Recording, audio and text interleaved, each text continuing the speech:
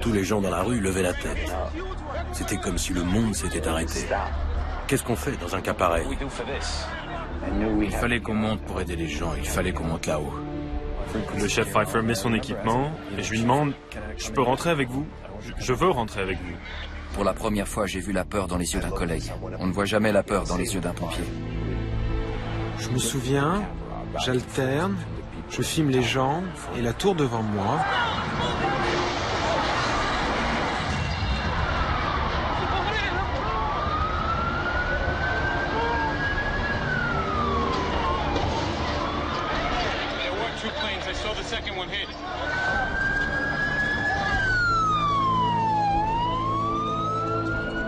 Et soudain, cet énorme grondement. Tout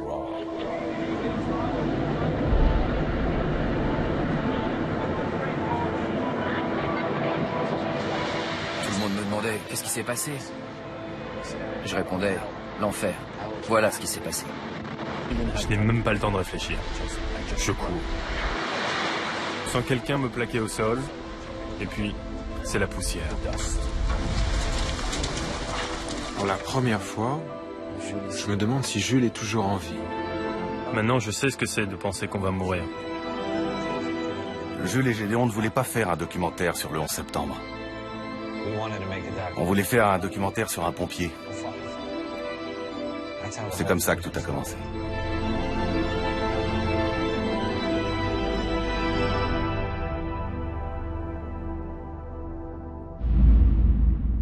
Bonsoir. Il y a 15 ans, des terroristes détournaient des avions et les précipitaient contre les tours jumelles du World Trade Center de New York. Ce 11 septembre 2001, les images de ces tours en feu ont horrifié le monde. Cet attentat fera au final plus de 2600 victimes.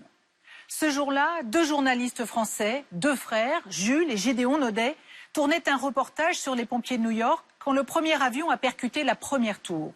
Ils ont alors suivi le travail des secours, parfois au péril de leur vie, dans les tours en flammes. Résultat, un documentaire exceptionnel, primé dans de nombreux pays, pour revivre de l'intérieur cette journée qui a changé le monde.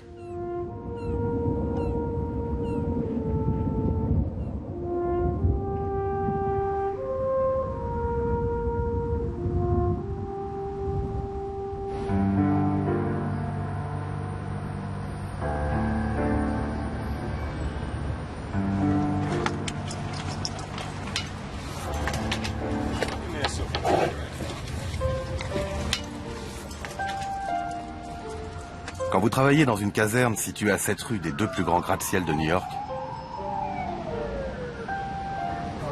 vous finissez par en connaître chaque marche, chaque escalier, chaque étage.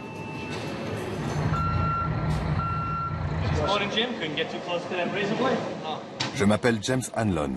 J'ai été pompier pendant 9 ans à la caserne Ladder One en bas de Manhattan.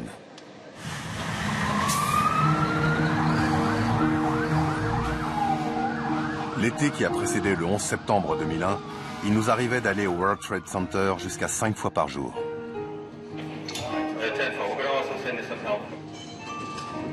Autant dire que nous connaissions ces tours mieux que personne. Mais personne, absolument personne ne s'attendait au 11 septembre.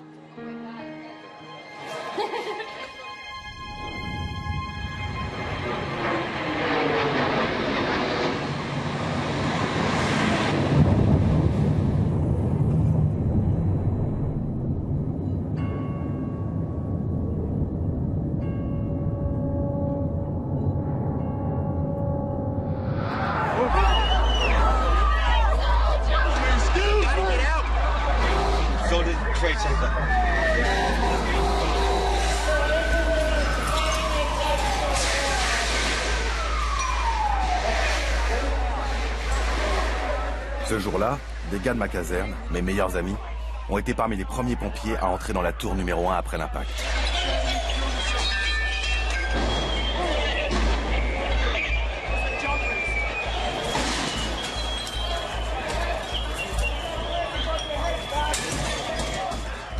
Ce qu'ils ont fait, ce que tout le monde a fait, est totalement incroyable. Et chose presque aussi incroyable, tout a été filmé en vidéo, à l'intérieur de la tour, du début à la fin.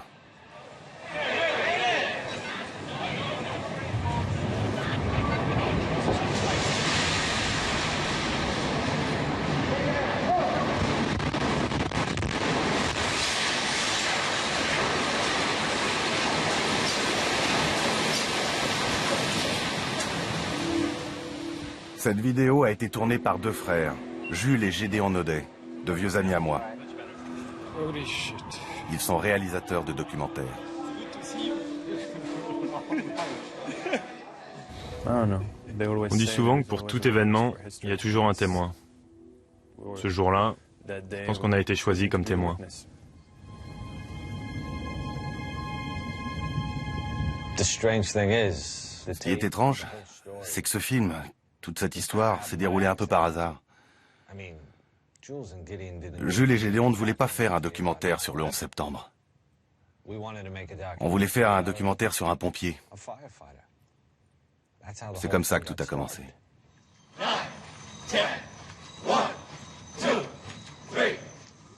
En fait, ce qu'on voulait faire, c'était suivre une jeune recrue. Dans notre métier, on les appelle les probis. L'idée, c'était de montrer un gamin, ou presque un gamin, qui devient un homme en 9 mois. My name's Paul Denver. John Carroll. Antonios Benetatos. Tony for short. I was a police officer. For a while I was a pizza man, actually. An Irish pizza man in the Bronx. This is my first job. It sounds kind of cheesy, but I always kind of wanted to be a hero, and this is really the only thing you could do that you can do that. Tout de suite, on s'est dit, ça y est, c'est lui, c'est le jeune qu'il nous faut. On y va. On a fait affecter Tony à ma caserne, une des plus grandes de la ville. C'est Ladder One. I'm so glad I took this job. Can't beat it. Ce sont des types incroyables, les meilleurs. Ces types ont combattu les pires incendies qui soient. Mais bientôt, ils seront confrontés à quelque chose d'inimaginable. Reste à savoir si Tony sera prêt. I'm terrified. This is what I want to do, but it's scary. I just hope I can do everything that I'm supposed to do. You know, I'm still worried about how I'm going to actually react when there's fire flying over my head.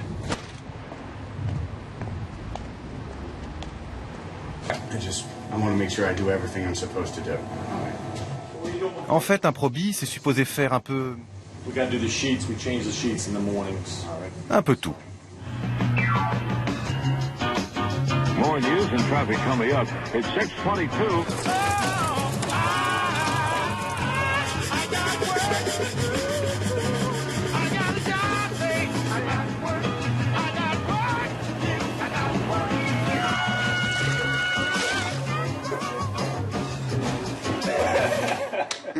I think I'm doing decently. You know, I'm still waiting for a fire, that's all. Engine, ladder.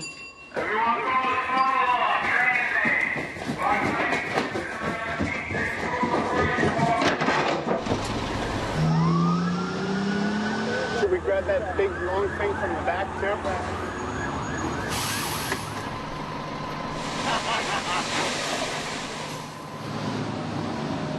Tony was nervous. Bien sûr, Tony était nerveux, très nerveux. Et les jours passaient, et Tony attendait son baptême du feu. Il voulait prouver aux autres, et encore plus se prouver à lui-même, qu'il serait un bon pompier. Et ses camarades n'allaient pas lui rendre la tâche facile. Et Tony a eu droit à toutes les blagues réservées aux nouveaux.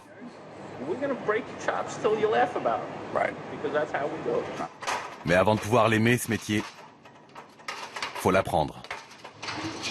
Now, say you got up there now, got your helmet on, your bunker gear, and you got to get your mask on. How you going to do that without letting go? I don't know. Hey, stop moving, guys. On, yeah, hurry up.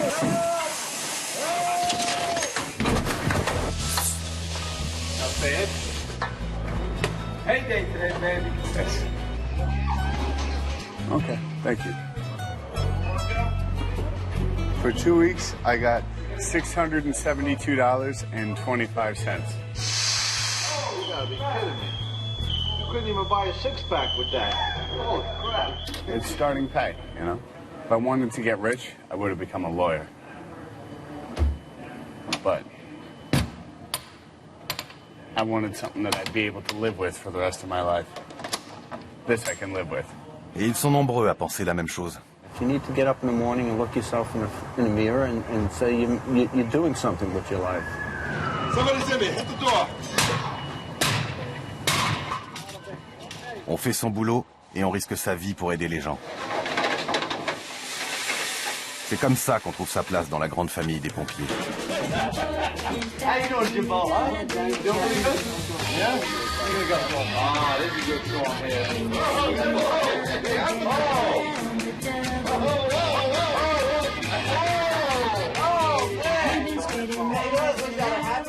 Citez-moi un autre métier où tout le monde se retrouve pour dîner tous les soirs.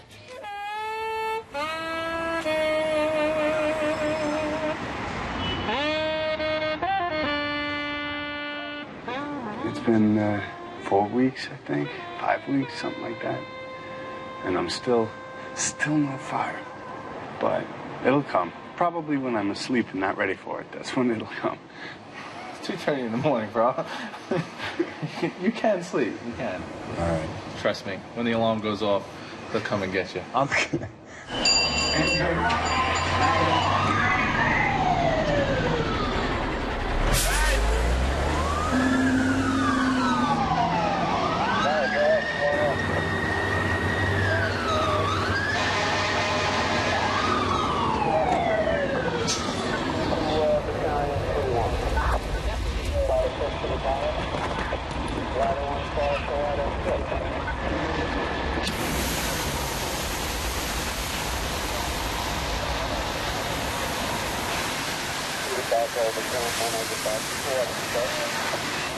Shut down, Finn! I got the spray water.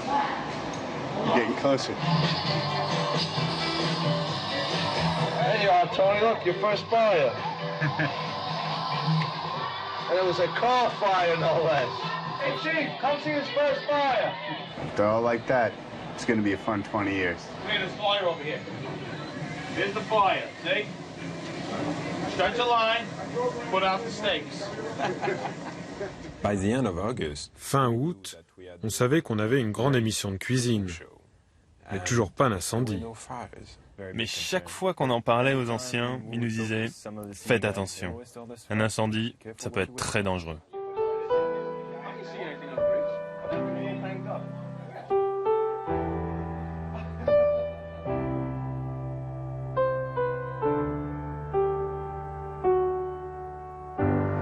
Yesterday, a 27-year-old firefighter, Staten Island he was stationed, went to a job and he passed away. Well, we'll go to the funeral on Saturday and...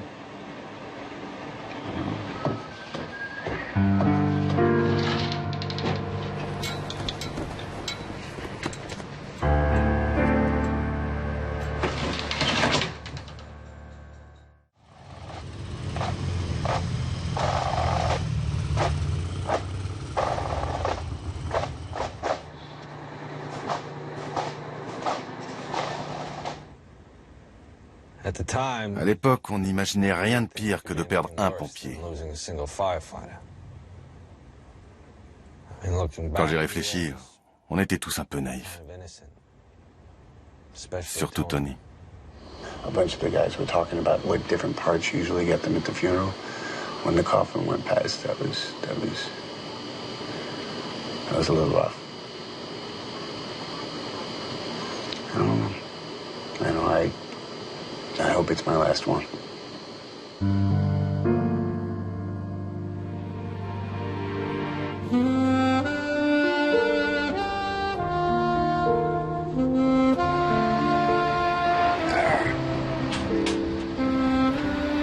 Go straight up right now.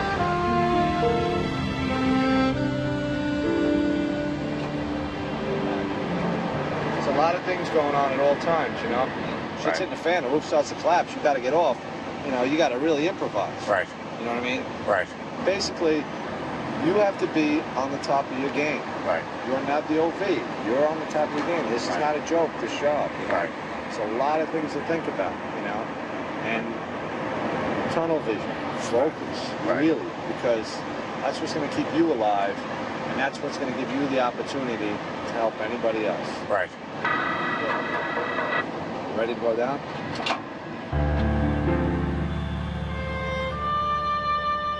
Avec ou sans feu, Tony a beaucoup appris cet été-là. Il avait encore du chemin à faire, mais on était là pour l'aider. On pensait bien sûr avoir tout notre temps. Quelques jours plus tard, Jules nous a cuisiné un repas français. Enfin, il a essayé. J'avais décidé de cuisiner un gigot d'agneau.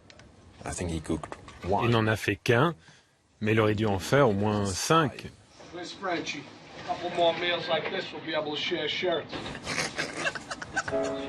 On a plaisanté et on a rigolé jusque tard dans la nuit. Les gars se moquaient de nous parce qu'on n'avait pas fait assez à manger. Mais on a tous passé un très bon moment.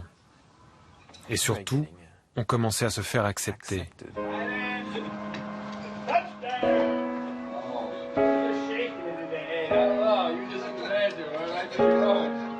C'était vraiment formidable, si seulement on avait su. C'était la nuit du 10 septembre.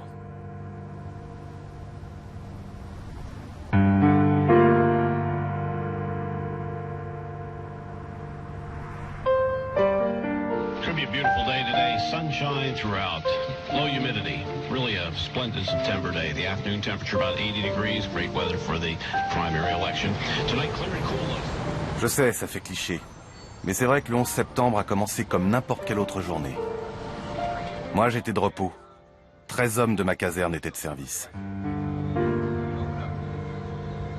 Vers 8h30, on a reçu un appel. On a été appelé pour une fuite de gaz dans la rue, je crois. Angle de l'Ispenard et Church, une fuite de gaz. Je n'en pense rien, on s'habille et on y va, c'est juste une odeur de gaz. Jules part avec le chef de bataillon, Joseph Pfeiffer, et il filme. C'était un appel comme les autres. Je suis monté avec le chef. Nous avons contrôlé la zone avec un détecteur. C'était la routine en quelque sorte.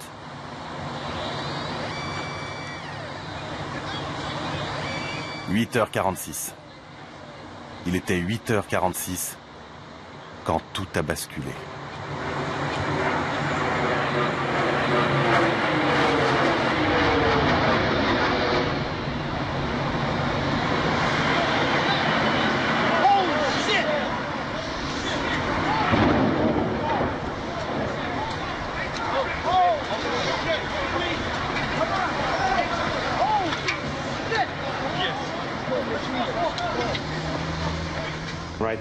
J'ai tout de suite su que ce serait la pire journée de ma carrière de pompier.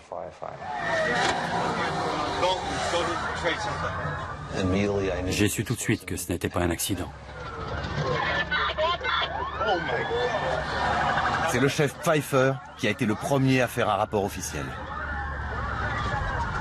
We have a number of floors on fire. It looked like the plane was aiming towards the building. Transmit a third alarm. We'll have the staging area at Vesey and West Street. Le trajet a dû durer 2 minutes, mais ça semblait une éternité tellement tout se bousculait dans ma tête. Tous les gens dans la rue levaient la tête. C'était comme si le monde s'était arrêté. We are just currently getting a look at the World Trade Center. We have something that has happened here. Flame and an awful lot of smoke from one of the towers. Whatever has occurred has just occurred within minutes, and we are trying to determine exactly what that is.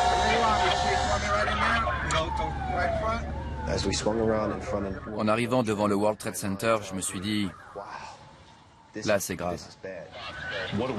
Qu'est-ce qu'on fait dans un cas pareil?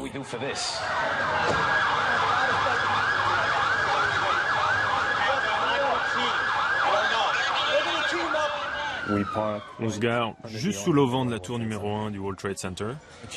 Le chef Pfeiffer met son équipement et je lui demande « Je peux rentrer avec vous? Je veux rentrer avec vous. » Et il me répond « Oui, suis-moi, mais ne t'éloigne pas. » Je rentre dans la tour et j'entends des hurlements. Et juste à ma droite, il y a 2 personnes en train de brûler. Je voulais pas filmer ça. Personne ne devrait voir ça. Pfeiffer est le premier officier à entrer dans le bâtiment. Immédiatement, un responsable des transports l'informe que les dégâts se situent quelque part au-dessus du 78e étage. Mais il suffisait de regarder autour de soi. On voyait bien qu'il s'était aussi passé quelque chose dans le hall.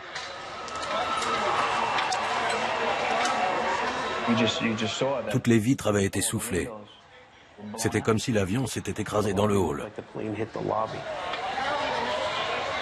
Plus tard, on comprendra que du carburant enflammé a coulé dans les cages d'ascenseur. Les dégâts étaient déjà énormes. Les gens couraient dans tous les sens.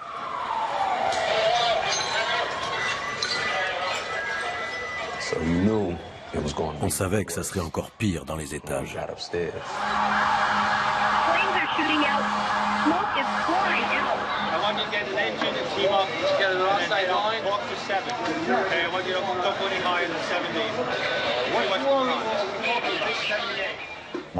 Ma priorité, c'était ceux qui se trouvaient dans les 20 étages au-dessus de l'impact. Il fallait trouver un moyen de les sortir de là.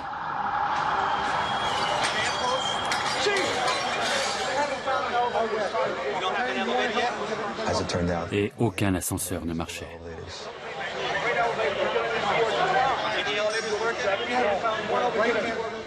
Du coup, il n'y avait plus qu'une solution. Monter à pied. Les compagnies arrivent dans le hall. L'inquiétude se lit sur les visages. Les pompiers sont envoyés dans les étages supérieurs.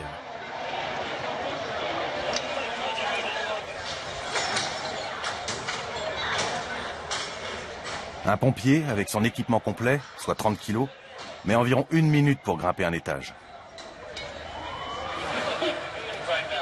Là, il devra en monter 80. Avant de pouvoir se mettre au travail.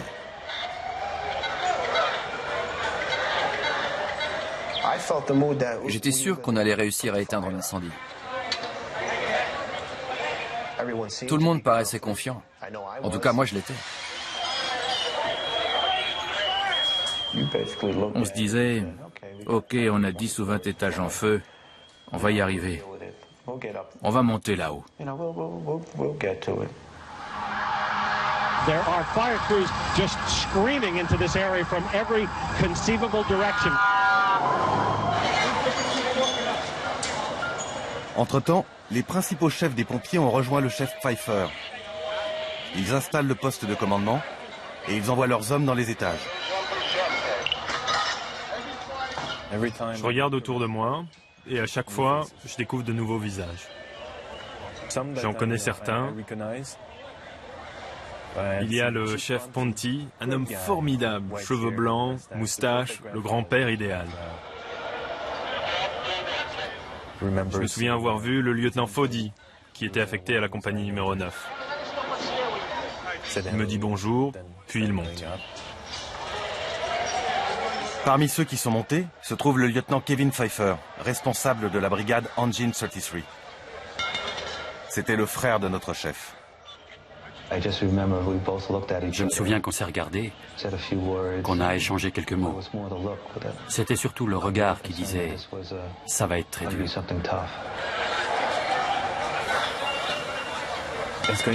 Ça va être un boulot difficile, ça va être long. Mais ils vont y arriver, c'est leur métier. La dernière fois que Jules a vu Gédéon, c'était 1 heure plus tôt, à la caserne. Donc pour lui, il est évident que son frère a suivi Tony dans la tour.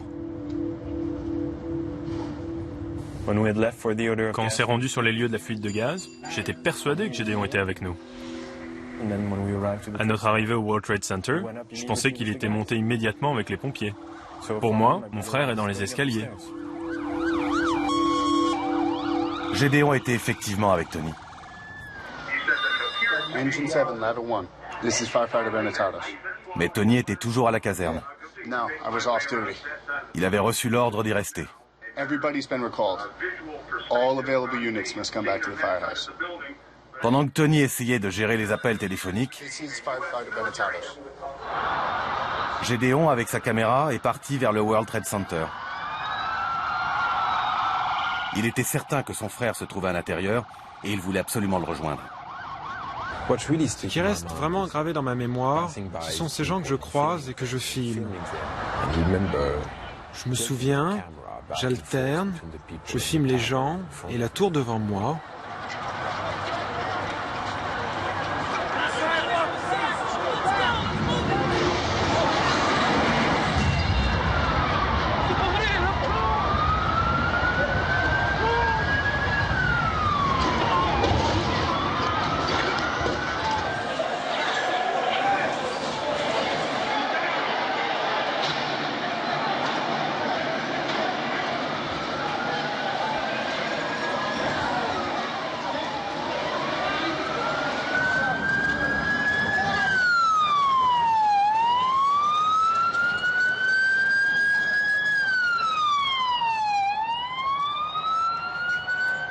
Both towers of the World Trade Center have been hit by aircraft. Both are in flames. There is black smoke coming from both of the towers.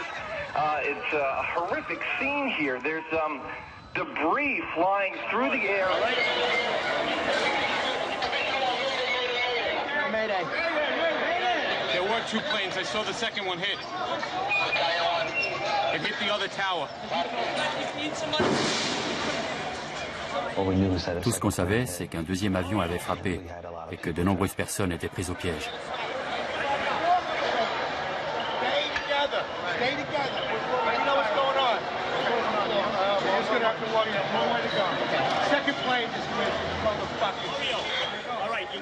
Les chefs devaient maintenant installer un deuxième poste de commandement dans la tour numéro 2.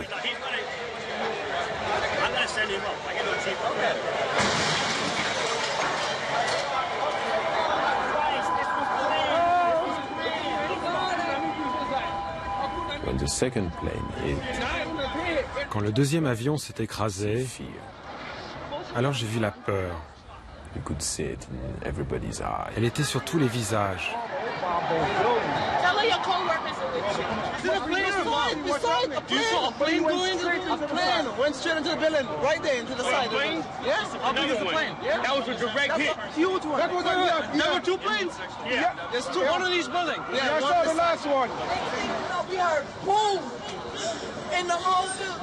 What are those people going to do? On the second one?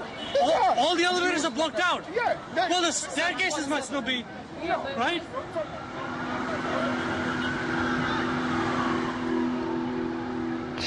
Les escaliers étaient pleins à craquer. Les gens qui descendaient étaient brûlés. Dans la tour numéro 1, les hommes de ma caserne avaient déjà grimpé 10 étages. Et ils continuaient à grimper. Quand on parlait, c'était aux gens qui descendaient. Pour essayer de les rassurer, on leur disait de sortir et de rester calmes. J'ai croisé une femme dans l'escalier C, les bras entièrement brûlés. Elle était assise là, sous le choc. Je l'ai aidée à se lever et je l'ai confiée à un groupe de gens en leur demandant de la faire descendre. Il fallait qu'on monte pour aider les gens, il fallait qu'on monte là-haut. Les gens disaient « Pourquoi vous montez là-haut? Sortez de là !»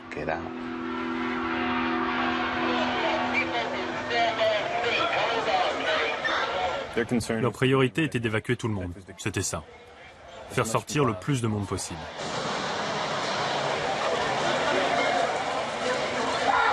La plupart des gens de la tour numéro 1 ont été évacués par la mezzanine qui se trouvait au-dessus du hall d'entrée. Puis, ils sont sortis par un autre immeuble.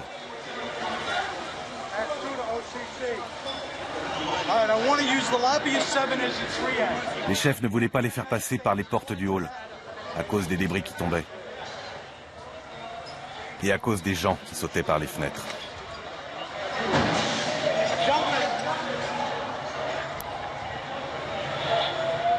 On ne voit pas, mais on sait ce que c'est.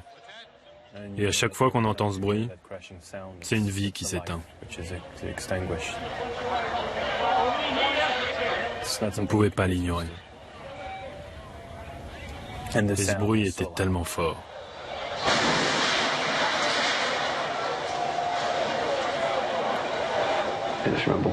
J'ai levé la tête en pensant, ça doit être l'horreur là-haut, s'ils préfèrent sauter.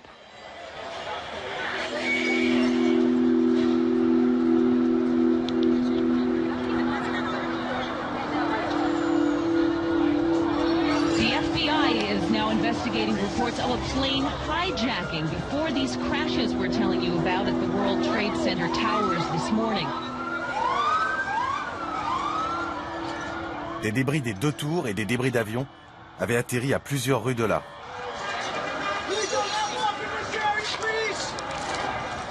Gédéon, avec sa caméra, est passé devant une partie du réacteur de l'avion qui avait transpercé la tour numéro 2.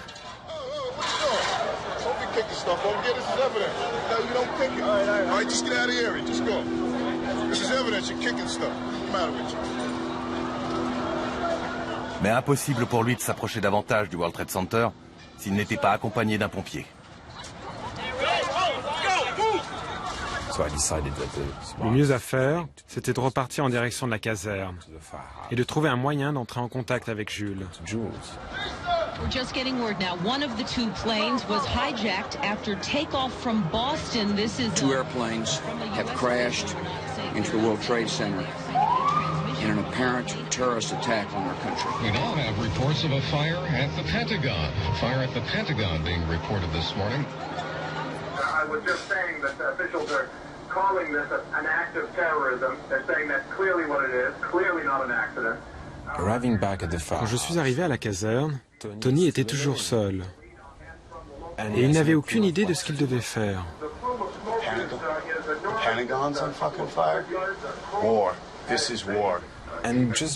Je le voyais paniquer, jurer, se comporter comme jamais je l'avais vu se comporter auparavant. Tony exprimait ce que nous ressentions tous. À ce moment-là, j'ai vu le pompier en lui prendre le dessus.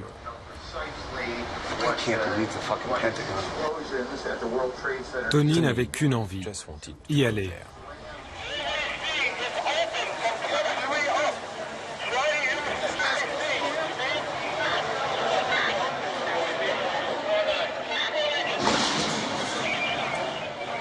Dans le hall, les chefs essayaient d'organiser la plus grande opération de sauvetage de leur carrière. Avec quasiment aucune information venant de l'extérieur. À cet instant, le monde entier en sait plus que nous. Tout le monde a vu les attentats. Tout le monde a vu les tours en feu. De New York, un avion s'est encastré dans une des 2 tours. Ils ont vu le Pentagone. Mais nous, on n'a aucune idée de ce qui se passe en dehors de notre tour.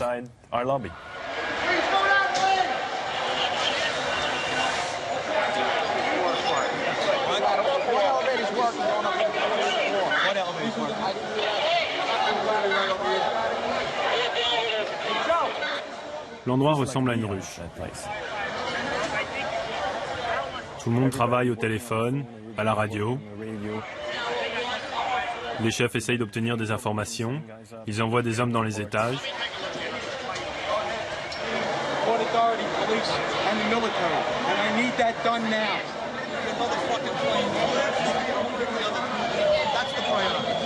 Et pour ne rien arranger, il était très difficile de communiquer avec les hommes dans les escaliers.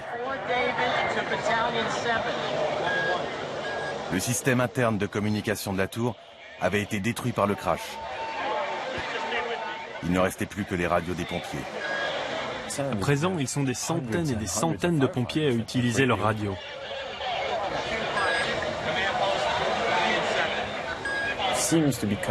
Les communications semblent de plus en plus difficiles.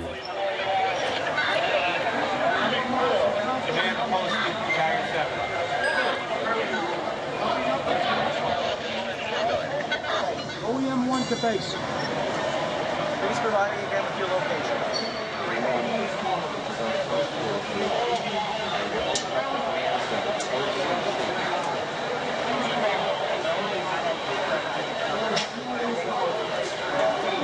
there anyone in this car? Which one is that? Is there anyone in this car? 916. Dans le hall, un responsable du World Trade Center tente désespérément d'entrer en contact avec les gens coincés dans les ascenseurs. 69 car. Anyone in this car? Oh, is there anyone in this car? Un ascenseur après l'autre. Oh, is there anyone in this car? Le World Trade Center compte environ 98 ascenseurs.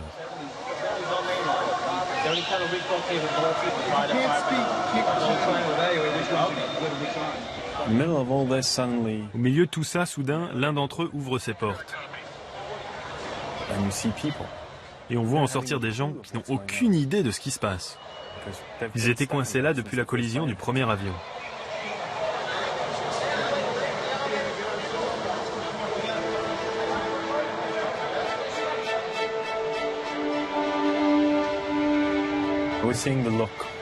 Et il y a ce regard des pompiers.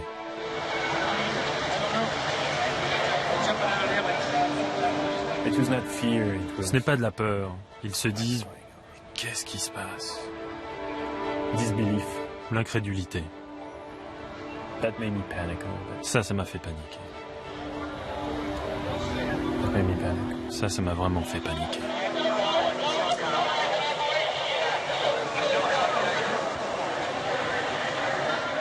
C'est la première fois que je voyais le père Judge, l'aumônier des pompiers. Il était dans le hall avec nous. Je voyais bien qu'il priait. D'habitude, le père Judge échangeait au moins des regards avec nous pour nous rassurer. Là, ça n'était pas le cas, comme s'il pressentait déjà le pire.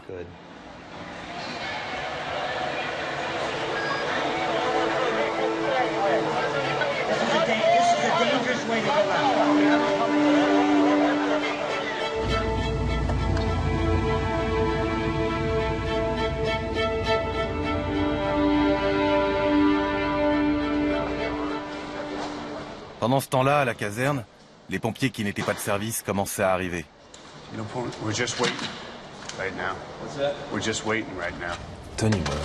Tony n'avait qu'une chose en tête. Il voulait y aller, mais il ne pouvait pas.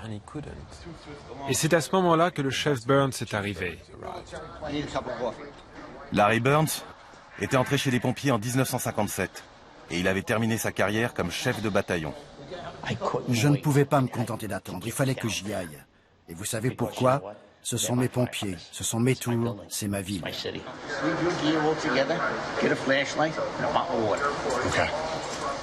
Je lui ai dit, prends ton équipement, on y va. Tony m'a demandé de lui chercher des gants médicaux. Le temps que je les trouve et que je me précipite pour lui donner, ils étaient déjà partis. Et le chef à la retraite avait disparu dans la foule. Il se dirigeait vers le World Trade Center.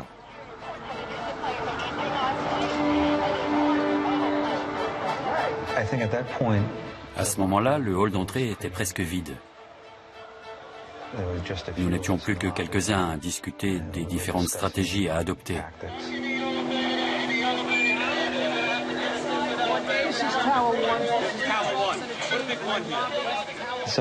Certaines compagnies venues de la banlieue ne savaient pas quelle tour était la numéro 1 et la numéro 2. Alors on l'avait écrit sur le bureau pour que ce soit évident pour tout le monde. Il était presque 10 heures. Un peu plus d'1 heure après le premier impact. Des pompiers de toute la ville se trouvaient à l'intérieur des tours. Des centaines de pompiers. Je suis en train de filmer le chef Pfeiffer. Il est à la radio.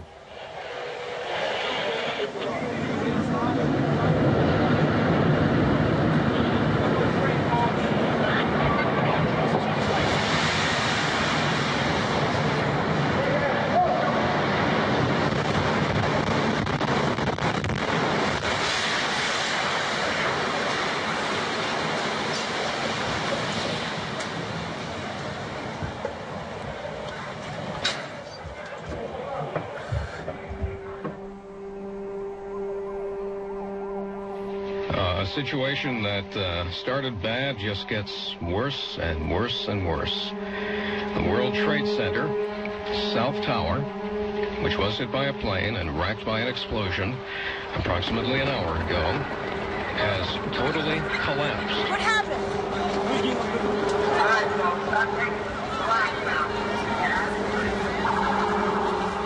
If you're just joining us this morning, you're in for a horrific surprise. The scene here is just one right out of one of the movies you would see in Hollywood. People walking around with cell phones in tears, holding their heads, looking up at what's left of the World Trade Center and just shaking their heads in disbelief. Dans les rues, tout le monde savait ce qui s'était passé. La tour numéro 2 venait de s'écrouler. Les gens l'ont vu s'effondrer et ils se sont tous mis à courir.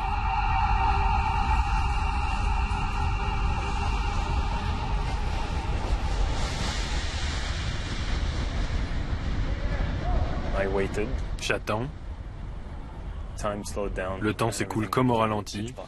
Tout est noir. Everybody all right? Yeah, I'm okay.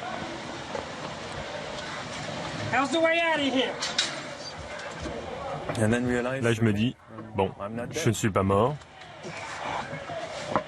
Yeah, right here. Alors j'allume la lampe placée sur ma caméra. All right, come on down this way. Yeah, let's get out the way we came in.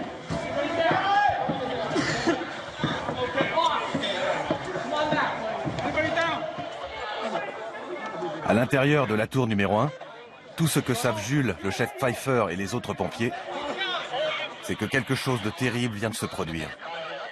Mais quoi? Ils me disent, toi avec la lumière, aide-nous à trouver la sortie. Alors je braque la lampe où ils en ont besoin.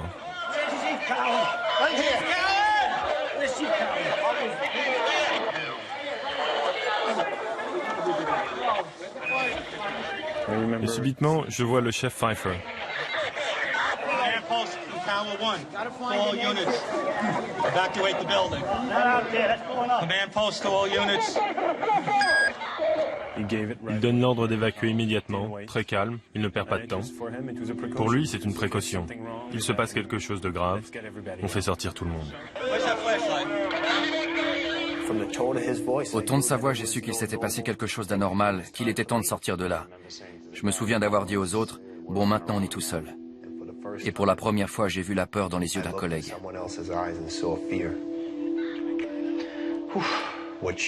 On ne voit jamais la peur dans les yeux d'un pompier. Et on est tous redescendus. C'était une longue descente. Étage 21, 17, 16, 15, 14, 13. En descendant, j'ai croisé des pompiers qui faisaient une pause sur un palier. Je leur ai dit, on a reçu l'ordre d'évacuer. Beaucoup, je le sais, n'ont pas pris cet ordre au sérieux.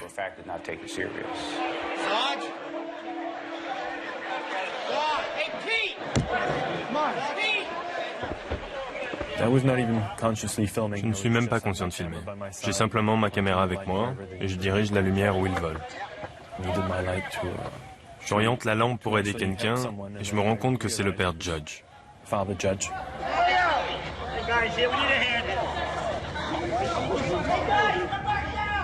On l'a retrouvé au pied d'un escalator.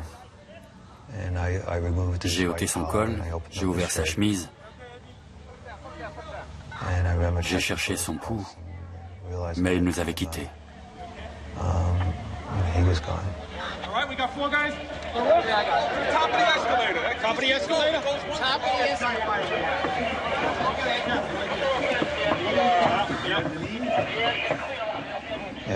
Après ça, il fallait encore trouver le moyen de sortir de là.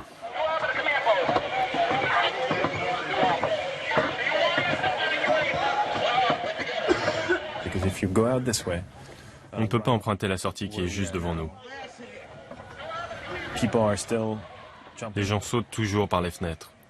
Les débris continuent de tomber. C'est trop dangereux. On ne peut pas sortir. World Trade Center, we took a hit on that last explosion. Which way?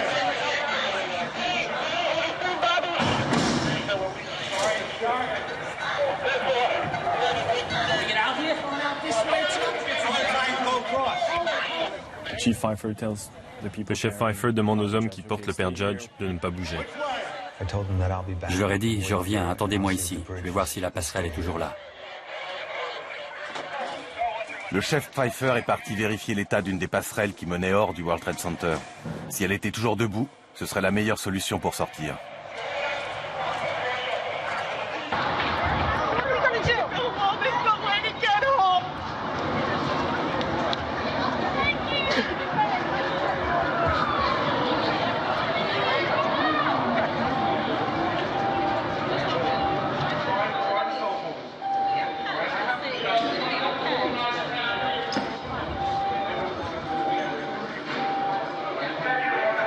Did you hear what happened with the other tower?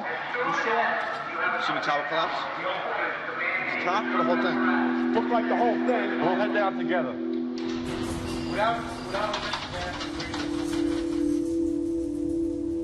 À ce moment-là, pour la première fois, je me demande si Jules est toujours en vie.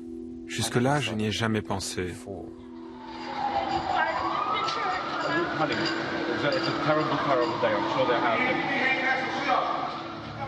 À ce moment précis, je réalise que Jules est peut-être mort. Et je me sens tellement responsable. C'est moi qui l'ai entraîné là-dedans. Il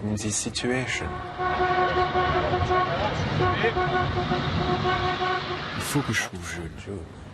Gédéon est parti avec 3 pompiers qui n'étaient pas de service. Ils étaient déterminés à se rendre au World Trade Center avec le seul véhicule encore à leur disposition. Un pick-up.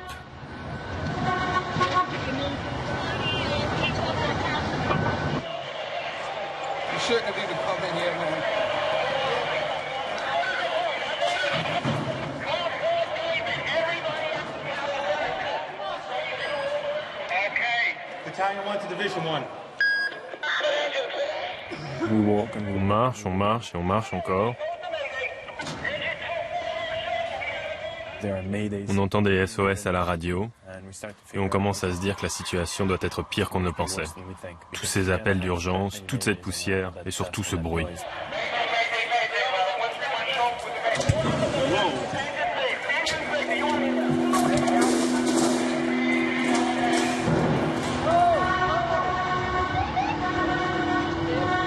Là, je sens le danger pour la première fois. Il est partout autour de nous.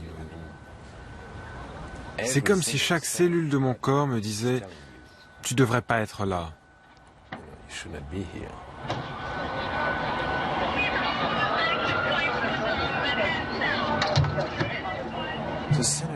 Tout a changé dans cette rue. Une poudre blanche recouvre tout.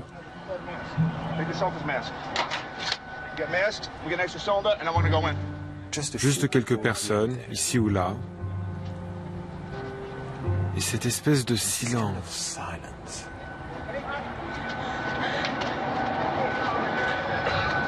You have ambulances straight down.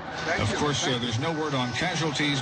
You have ambulances straight down. But suffice to say, the loss of life presumably profound. Ambulance straight down. Ambulance straight down. Hoorah! Of course, at this point, everyone's concern is just getting north, getting away from the World Trade Center, as well as finding out where their families are. The south tower of the World Trade Center just minutes ago collapsed to the ground. Only one tower is standing at this point. I have a direct line of sight to what is left of the World Trade Center. The fire continues to burn. I can see the flames through the thick smoke.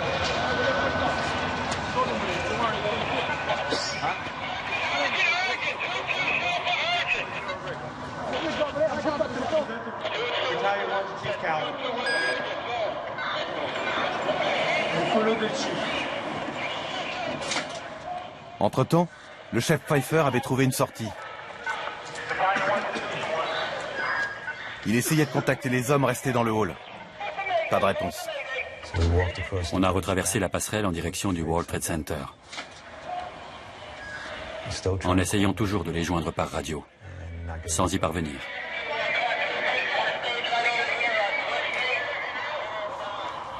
Les hommes que nous avions laissés dans le hall, ils ne sont plus là. En fait, ils avaient trouvé une autre sortie et avaient transporté le corps du père Michael Judge jusqu'à l'église Saint-Pierre. Ils l'avaient étendu sur l'autel. L'acte de décès du père Michael Judge portait le numéro 00001. C'était la première victime officielle des attentats.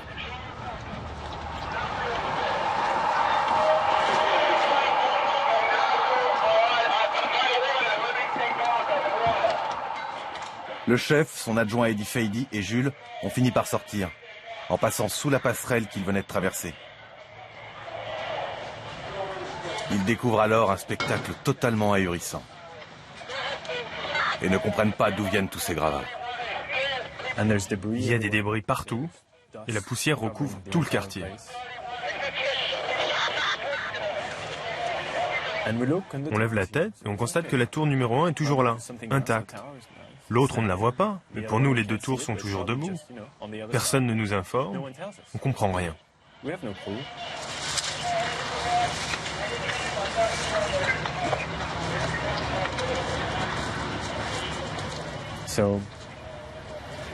Alors on se dirige vers le nord.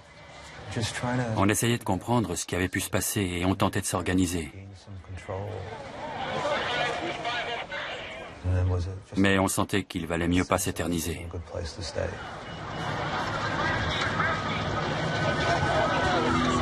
La priorité du chef Pfeiffer était d'établir un nouveau poste de commandement et de retrouver ses hommes. À ce moment-là, ils étaient toujours dans la tour numéro 1, en train de descendre les escaliers. À un moment, je me suis mis à courir. Je dévalais les marches à toute vitesse. En arrivant au 3e ou au 2e étage, j'ai commencé à penser à ma famille. Il fallait que je sorte de là. En arrivant dans le hall, j'ai dit en plaisantant, ils ont abandonné le poste de commandement. Tout était en place, mais il n'y avait plus personne. Je me suis dit, c'est pas bon signe.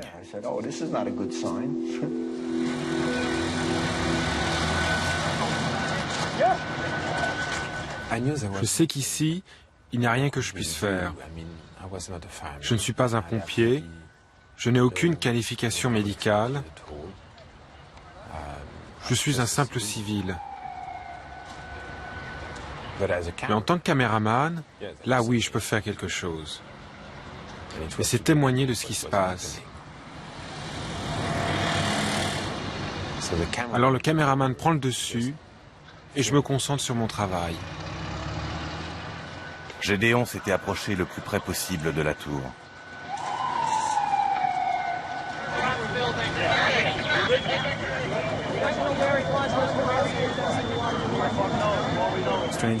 Bizarrement, mon unique préoccupation, c'est de nettoyer mon objectif.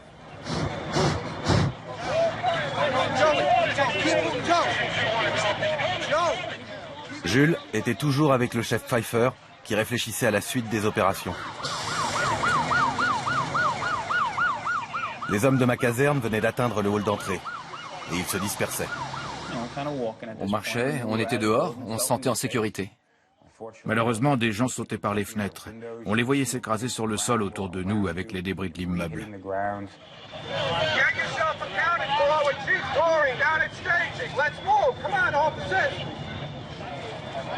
En fait, tout le monde se trouvait sous la tour numéro 1. Il était 10h28. Et soudain, cet énorme grondement.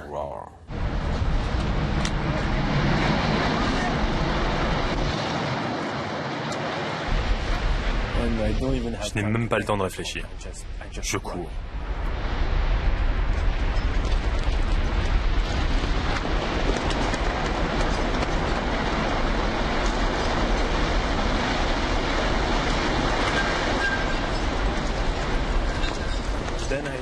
Je sens quelqu'un me plaquer au sol, et puis c'est la poussière.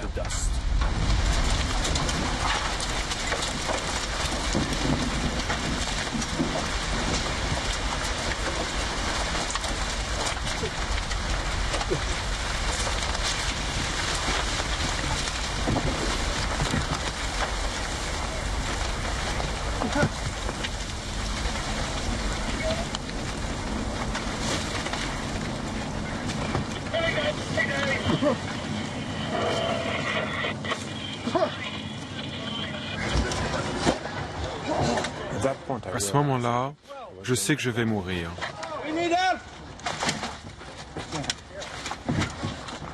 Et je n'ai qu'une chose en tête, c'est Jules. Et je me promets que si je survis, je serai un meilleur frère.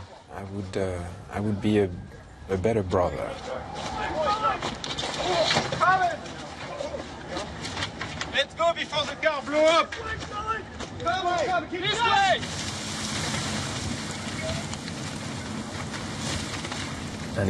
Le temps s'arrête.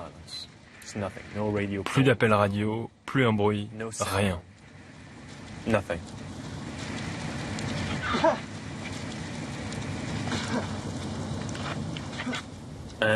Je sens que la personne qui m'a plaqué au sol se relève.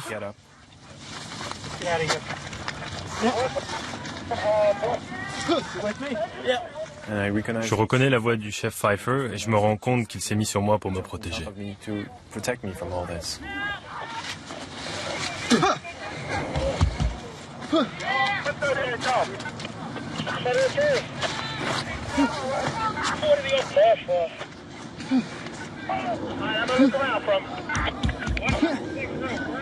Le chef Pfeiffer dit « Ok, on y va maintenant ». On se lève, la poussière commence à se dissiper avec le vent.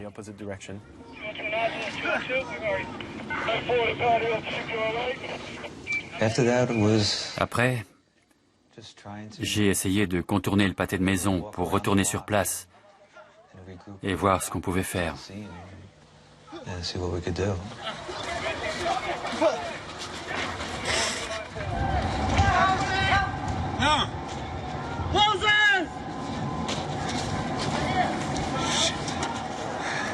Do you have some water, something to drink?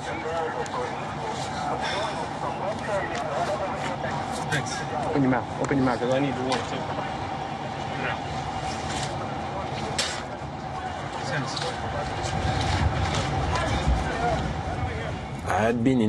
Je suis passé dans cette rue 3 fois dans l'heure qui vient de s'écouler. La première fois, elle était pleine de monde. La deuxième fois, tout le monde s'enfuyait. La troisième fois, après l'effondrement de la deuxième tour, il n'y a plus personne. Et tout est blanc. Tout est recouvert de poussière.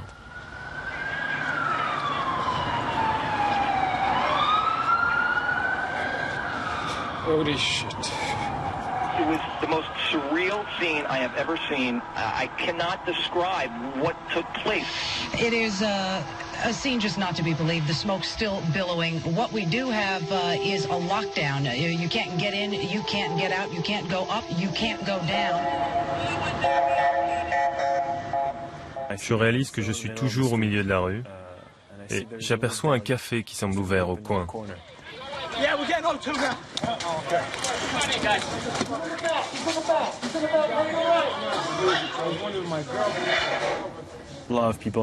Beaucoup de gens blessés. Des pompiers, le nez en sang, ce genre de choses. Et tout à coup me vient à l'esprit. Où est mon frère?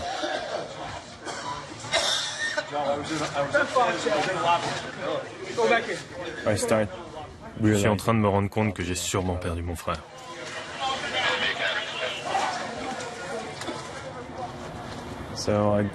Alors je repars en direction du World Trade Center. Il faut que je le retrouve.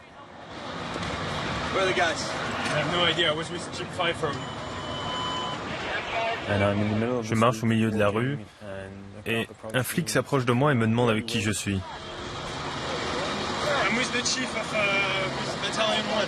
Oh, you're Battalion 1? You got ID? I have my letter from the commissioner. Take your letter and your camera and get out of here. All right? Go. Alors je repars. Je marche vers le nord sans vraiment savoir où je vais.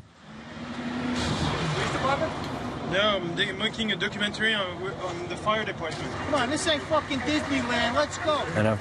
Au bout d'un moment, je me dis que ça ne sert à rien de rester ici.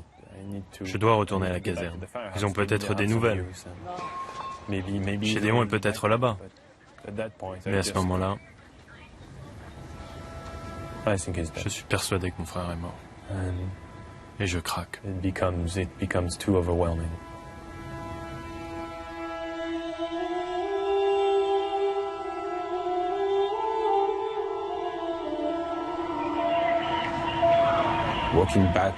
Je marche en direction de la caserne et j'essaie de ne pas penser une seule seconde à Jules. C'est trop dur.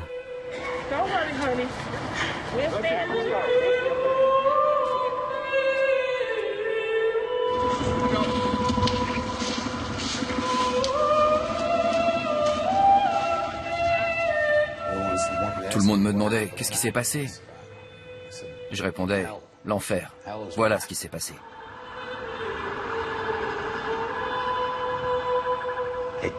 Elles se sont écroulées. Et elles n'auraient pas dû s'écrouler.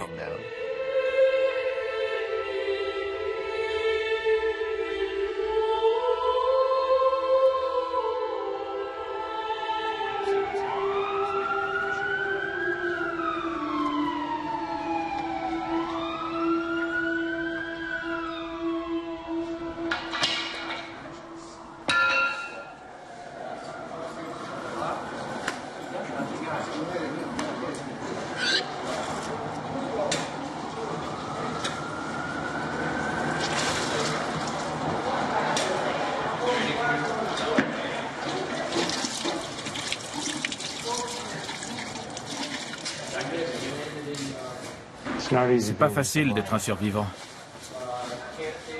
Petit à petit, les hommes reviennent, les uns après les autres. Comment expliquer que je sois là alors qu'il y a tant de morts?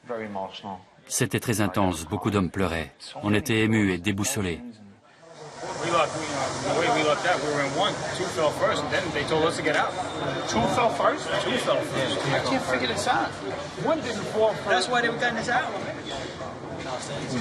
On a réussi à joindre nos proches pour leur dire qu'on était sains et saufs.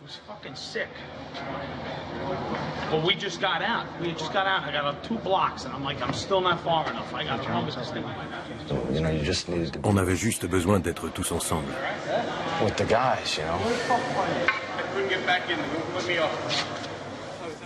J'ai jamais été aussi content de voir des pompiers. C'était rassurant de voir que des gens avaient pu s'en sortir.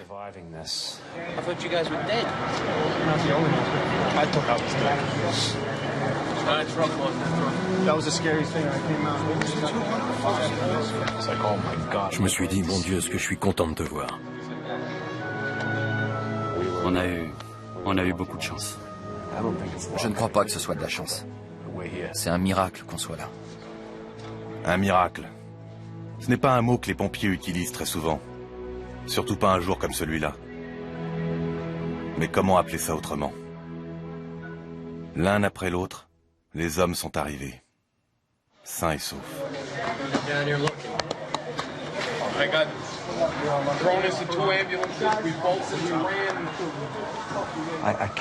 J'arrive pas à croire qu'on s'en soit tous sortis. Comment on a fait? 30 secondes de plus, 2 étages plus haut. Encore une fois, c'est le caméraman qui prend le dessus. Les hommes rentrent et je leur demande « Vous avez vu Jules ?» Mais personne n'a de réponse. C'est extrêmement frustrant et pénible. Un pompier s'approche de moi et je lui demande s'il a vu Jules, s'il sait où il se trouve. Et il me regarde et il me dit « Oui, il est derrière toi ». Je me retourne et Jules est là. Je ne l'ai même pas vu rentrer.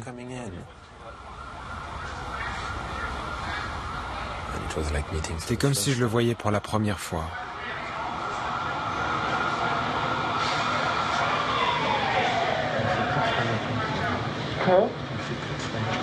Écoutez, moi, après j'étais en vie, je savais pas si tu étais dans le camion, mais je les voyais pas au début.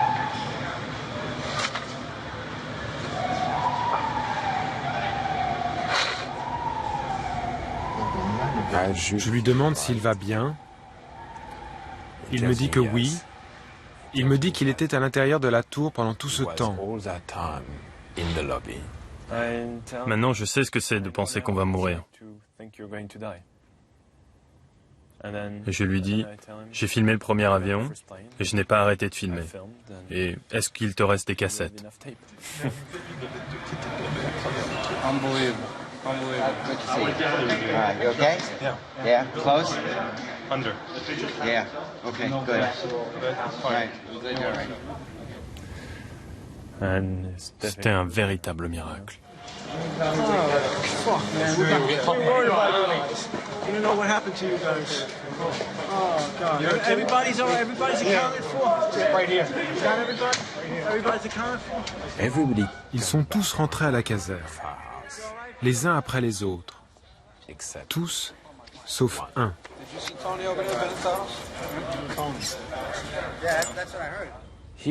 Personne ne manque à l'appel, sauf Tony. Tout le monde se demande ce qui lui est arrivé.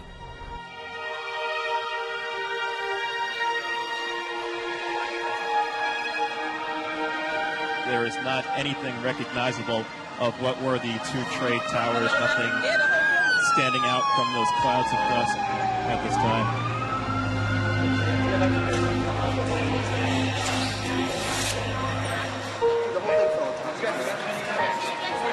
You guys were in the building? Yeah.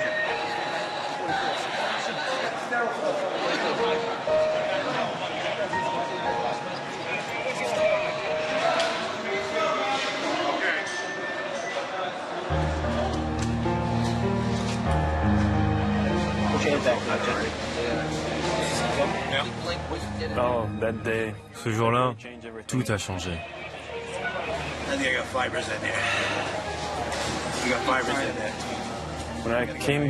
Quand je suis arrivé à la caserne, un des pompiers est venu me voir et m'a dit, « Tu sais, hier, tu avais un frère. Aujourd'hui, tu en as 50. »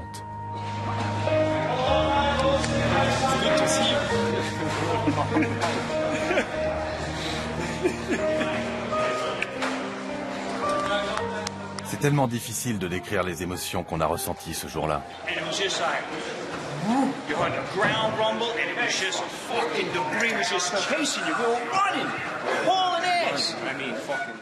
D'un côté, on se réjouissait.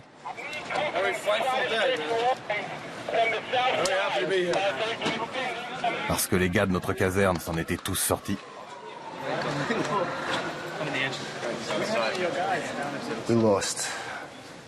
On a perdu tellement de choses en 2 heures de temps. On avait l'impression d'avoir pris un énorme coup sur la tête.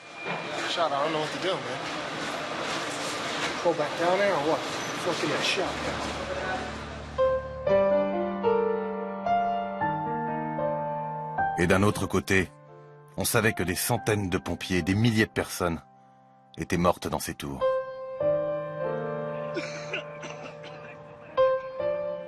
Et plus les heures passaient, plus on était sûr que Tony Benetatos faisait partie des victimes. Hey guys, Deputy Chief Hill called. First Division, he doesn't want anybody else down here right now. Mais les gars voulaient y retourner pour chercher les survivants.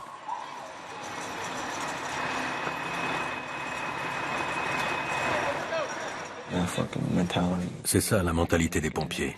Vas-y, sauve les gens. C'est un réflexe, on est programmé comme ça. Moi aussi, il fallait que j'y retourne. Je voulais retrouver le môme.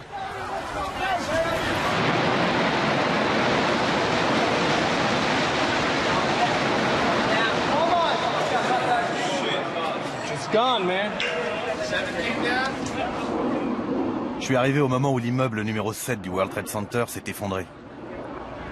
Pas la moindre trace de Tony, nulle part.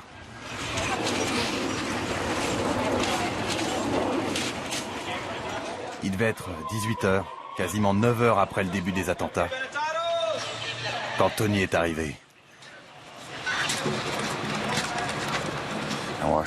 J'étais complètement sonné, et tout le monde disait « Voilà Benetatos ».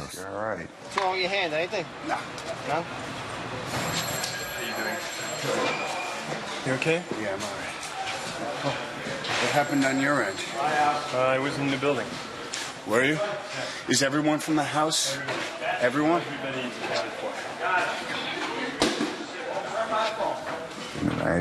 J'ai demandé, tout le monde est revenu? Et ils m'ont dit oui. Ça m'a vraiment fait du bien. Le dernier d'entre nous était de retour. On s'en était tous sortis. I left here right after the first collapse. En fait, Tony était resté avec Larry Burns pendant tout ce temps-là. Le proby et le chef à la retraite.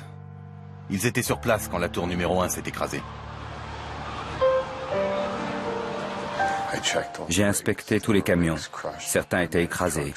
Des ambulances étaient enfouies sous les décombres. Il y avait des incendies partout. Des incendies énormes. J'ai passé la journée à fouiller les décombres, à soulever les débris pour voir ce qu'il y avait dessous. C'est dur, très dur pour lui. Il est pompier depuis quelques mois seulement. Mais ce jour-là, pour tous les gars de la caserne, il a fait ses preuves.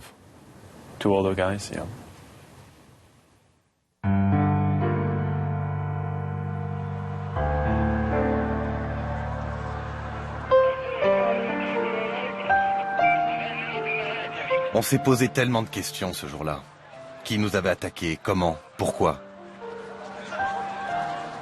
Tout ce qu'on savait, c'est que rien ne serait plus jamais comme avant.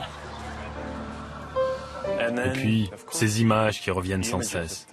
Les avions qui s'encastrent dans les tours qui s'effondrent. Et on se dit, ok, ça suffit, on arrête la télé. Heureusement, c'est à ce moment-là qu'a eu lieu la coupure d'électricité. Elle est arrivée comme un soulagement.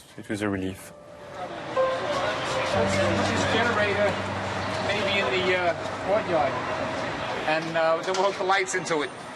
I got 2 more sets of lights coming. Just a short while ago, Mayor Giuliani held a news conference saying it's important not to lash out in anger because of the attacks on the World Trade Center. And he says New Yorkers... On est presque tous restés à la caserne ce soir-là pour comprendre ensemble ce qui nous était arrivé. The roof of the Marriott, we were on the roof of the Marriott. There was parts all over the fucking place. Legs, feet. It was nasty.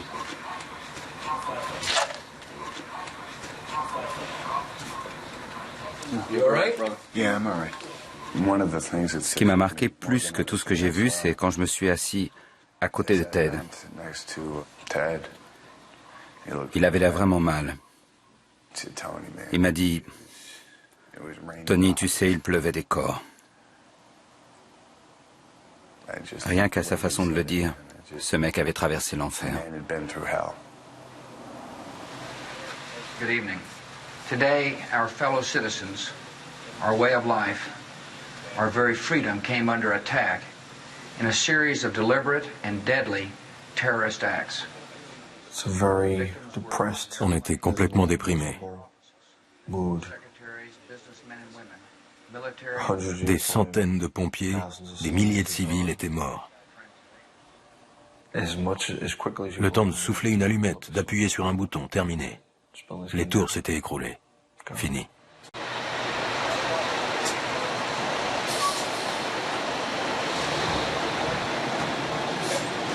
See them.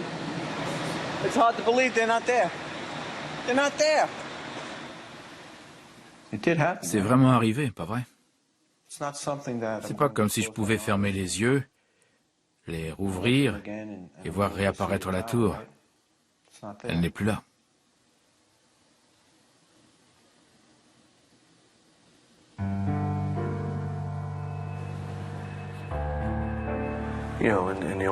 Et la seule chose qui nous reste, qui nous a permis de tenir, c'est nous en tant que groupe, en tant que caserne.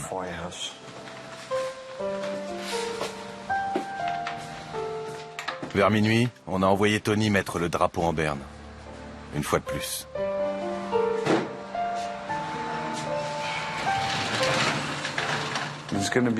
On n'a pas fini de souffrir. J'ai un de mes bons copains. Nous étions dans la même classe à l'entraînement. Il était dans mon unité. Il fait partie des disparus. On est nombreux à avoir perdu des amis ou de la famille.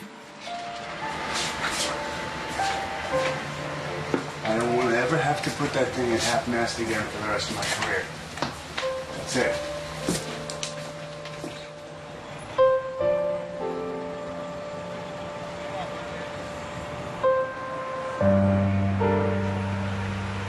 Until the recall ends, it's 24 on, 24 off, 24 on, 24 off. And they'll do that for the next On nous a informé qu'on commencerait les recherches le lendemain matin. Certains de ceux qui étaient mariés et qui avaient des enfants sont rentrés chez eux juste pour quelques heures. Ils savaient qu'ils risquaient de ne pas revoir leur famille avant plusieurs jours. Mon fils dormait, je l'ai pris et je l'ai mis dans mon lit. Je le voulais auprès de moi. D'habitude, je le sors de mon lit pour le remettre dans le sien, mais là, c'était l'inverse. Ça ne l'a pas dérangé. Il m'a fait un grand sourire. C'était merveilleux de revoir ce sourire. C'est sûrement la plus belle entrée que j'ai jamais faite quelque part. Les enfants sont arrivés et on s'est tous mis à pleurer en se serrant très fort. Et on a pleuré.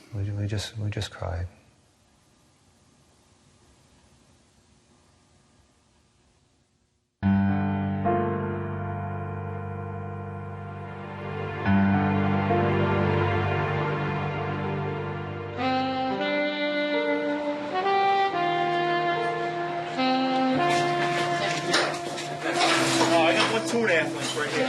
Get a couple more guys out here. What's up, all line? Hey, climb up there. Keep the 3.5 in the middle so we can... Je suis retourné à la caserne le lendemain. J'avais hâte d'y retourner, en fait. Je voulais y aller parce que je m'imaginais qu'il y avait encore plein de survivants pris au piège. Forcément. On allait les dégager. On y arrive toujours.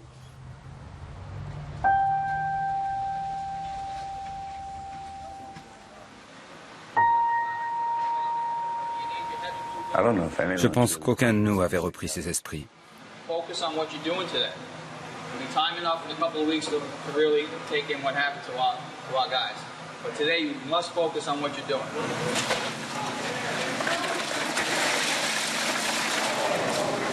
Go in teams of two. One guy falls through a hole, you're gonna have a guy there that knows you fell in that hole. Take a ride. We're all alive. On est tous vivants. C'est plus qu'inespéré. Notre boulot désormais, c'est d'y aller et de faire le maximum. Travailler aussi dur qu'on pourra, aussi longtemps qu'on nous laissera faire.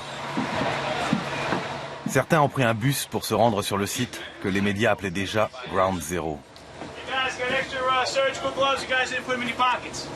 Certains pompiers l'appelaient le tas. Pour nous, c'était toujours le World Trade Center, même s'il n'était plus là. Hey guys, if you hear 3 horns, that means something might be coming down. So keep your eyes open when you're walking around down there.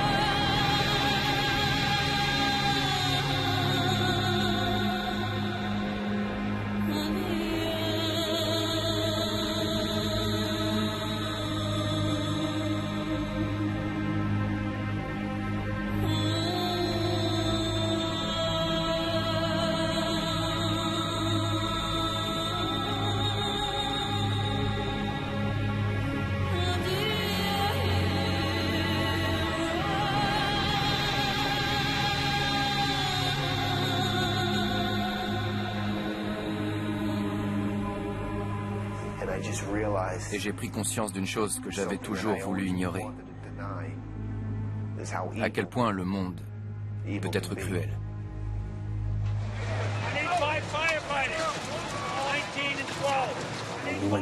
Une fois sur place, on a formé des compagnies de 5 hommes et un officier. Et on s'est mis au travail sur le champ, en essayant de chercher des survivants.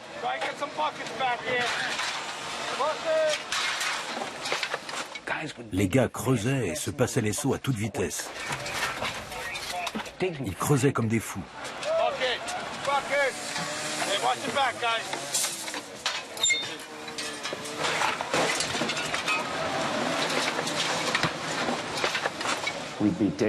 On creusait et soudain tout le monde disait « silence ».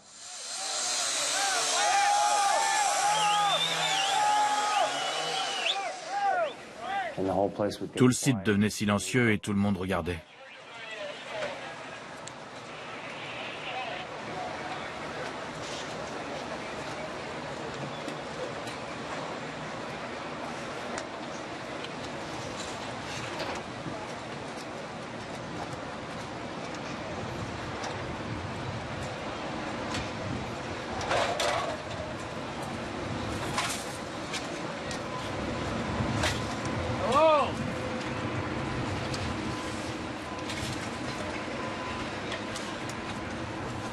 Et puis lentement, on reprenait le travail et on recommençait. Voilà comment ça se passait.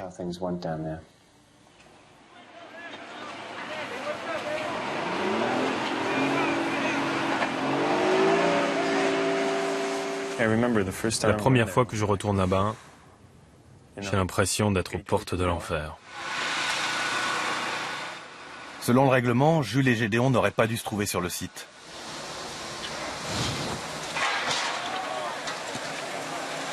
C'était déjà bien assez dangereux pour nous, les pompiers.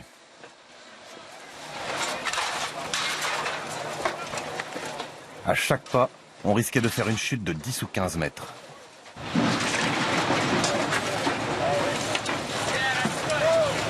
Jules et Gédéon ont dit qu'ils se devaient d'être là, mais pas pour filmer. On prenait la caméra avec nous, mais on ne filmait que quelques minutes. On se forçait même pour filmer. Tout ce que l'on voulait, c'était aider. On dégageait ce qu'on pouvait à la main.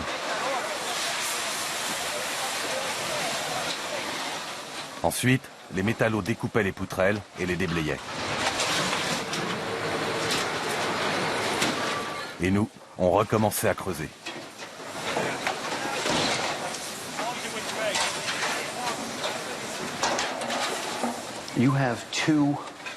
Il y avait 2 immeubles de bureaux de 110 étages. On ne retrouve ni bureau, ni chaise, ni téléphone, ni ordinateur. Le plus gros morceau de téléphone que j'ai trouvé, c'était la moitié d'un cadran. Il n'était pas plus gros que ça. Les tours étaient réduites en poussière. Comment on peut espérer trouver des survivants là-dedans alors qu'il ne reste rien du bâtiment ? On se choisit un petit endroit et on se met à fouiller. On creuse, en espérant trouver quelque chose. Et on trouve un pied. Et quelqu'un dit que l'immeuble va s'effondrer, alors on se met à courir. Go, go, go!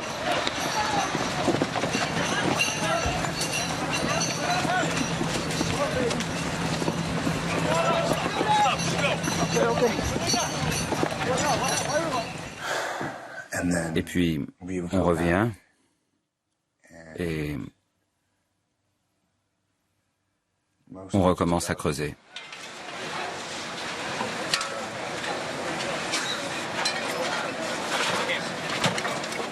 On a trouvé un corps. C'était une fille. Elle était morte, c'est certain. Tous ses vêtements avaient brûlé. Elle avait l'air d'être enceinte. Certains pensaient qu'elle avait gonflé, mais je ne crois pas. Elle était ensevelie dans les décombres.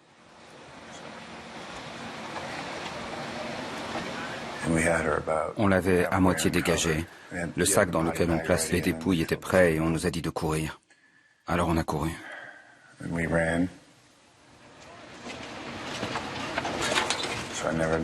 Je n'ai jamais su s'il l'avait sorti. Ça m'aurait fait du bien de me dire, c'est bon, j'ai dégagé au moins une personne. Une famille pourra avoir un enterrement décent.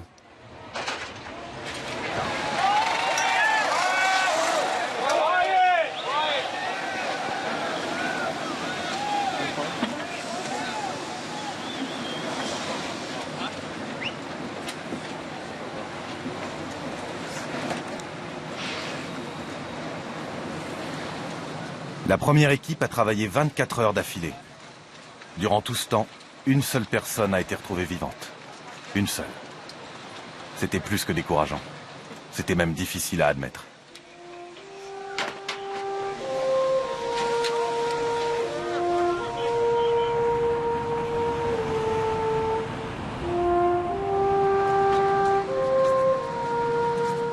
À côté de ça, quand on rentrait à la caserne, les gens nous acclamaient. C'était bizarre parce qu'on n'avait vraiment pas l'impression d'être des héros.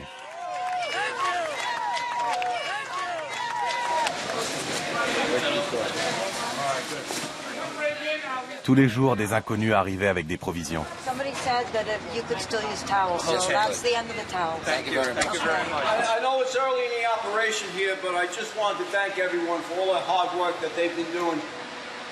How we're here, only God knows, but again, guys, thank you so much. I really, you have no idea how much love I have. Check the lockers, bro. Check the lockers, all the lockers, take whatever. Les gars étaient tellement déterminés.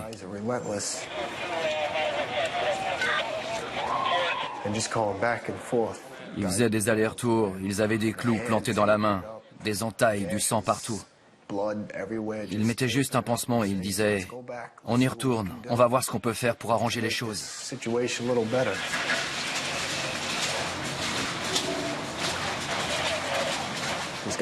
Il doit bien y avoir encore des gens vivants là-dessous, c'est obligé.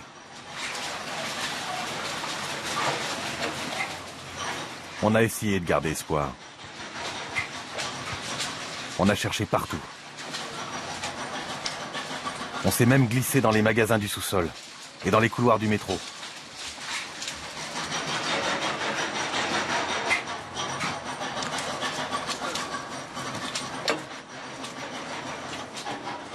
Mais quand les jours sont devenus des semaines, on a commencé à accepter le fait qu'on ne retrouverait plus personne. Pourtant, jamais nous n'avons cessé de chercher. Hey, Chief. Yes, sir. We got another body over here. Les pompiers sont confrontés à des choses horribles tous les jours. Ça fait partie du métier. Mais là, c'était pire que tout. Jour après jour, les hommes ont atteint leurs limites. Ils ont même dû les dépasser.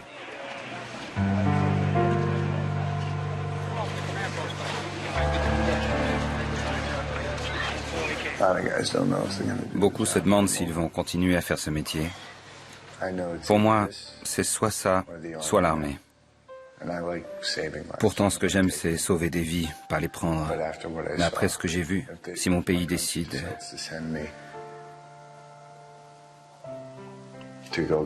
de m'envoyer tuer, je le ferai.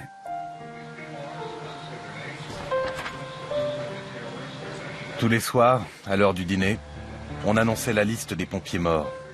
Et tous les soirs, la liste s'allongeait. It is with regret that the department announces the death of the following members.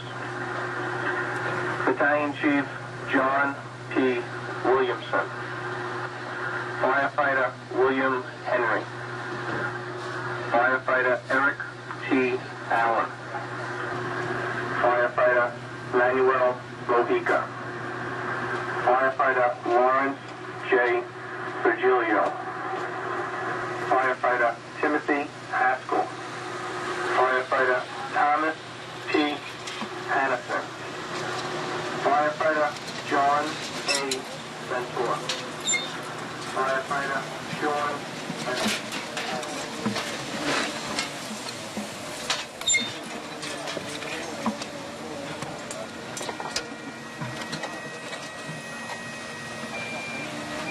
Nous avons perdu tellement d'hommes. Tout le monde a perdu des amis chers. Et pas seulement un ou deux, mais des dizaines.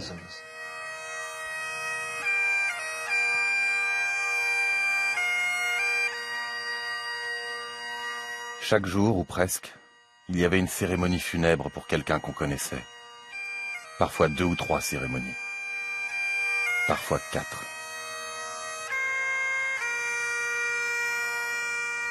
L'une d'elles fut célébrée à la mémoire de Kevin Pfeiffer, le frère du chef. Il avait été aperçu pour la dernière fois dans les escaliers de la tour numéro 1, où il dirigeait les hommes vers la sortie la plus rapide. Je peux dire que le frère du chef Pfeiffer m'a sauvé la vie. Il a sauvé de nombreuses vies.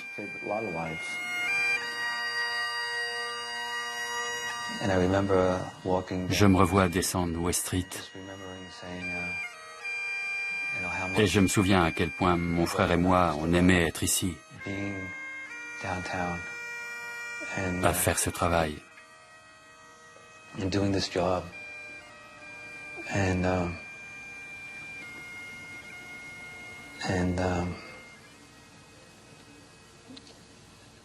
maintenant, je ne l'aime plus. Et puis on est reparti en intervention.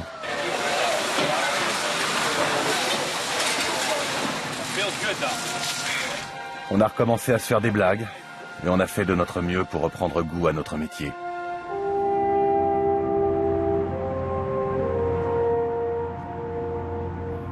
Mais les choses ne seront plus jamais comme avant.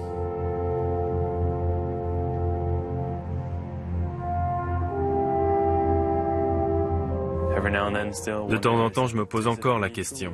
Est-ce vraiment la réalité? Je sais que c'est arrivé, mais comment peut-on faire face à une chose pareille? Chaque matin, quand je me réveille, c'est toujours le 11 septembre.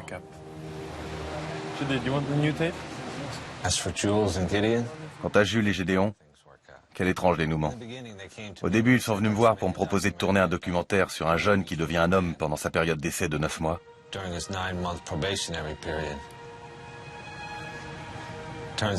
Et finalement, Tony est devenu un homme en 9 heures, le 11 septembre. Est-ce que j'ai une meilleure image de moi? Oui. Est-ce que ça a fait de moi un homme? C'est quoi un homme? Je regarde toujours des dessins animés, je fais toujours l'idiot. Je suis simplement quelqu'un qui essaie de faire le bien, comme tous les autres pompiers. Pour nous, les pompiers de New York, ces 10 dernières années nous ont permis de nous reconstruire. Beaucoup de nouvelles recrues sont arrivées dans notre caserne. Des petits jeunes tout juste sortis de l'académie. Ça fait drôle de penser qu'ils ne sauront jamais ce que c'était que d'être pompier à New York avant le 11 septembre.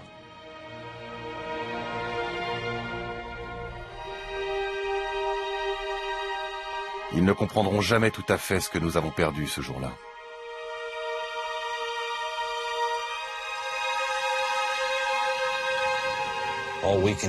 Tout ce qu'on peut faire, c'est leur raconter l'histoire et leur montrer ce film.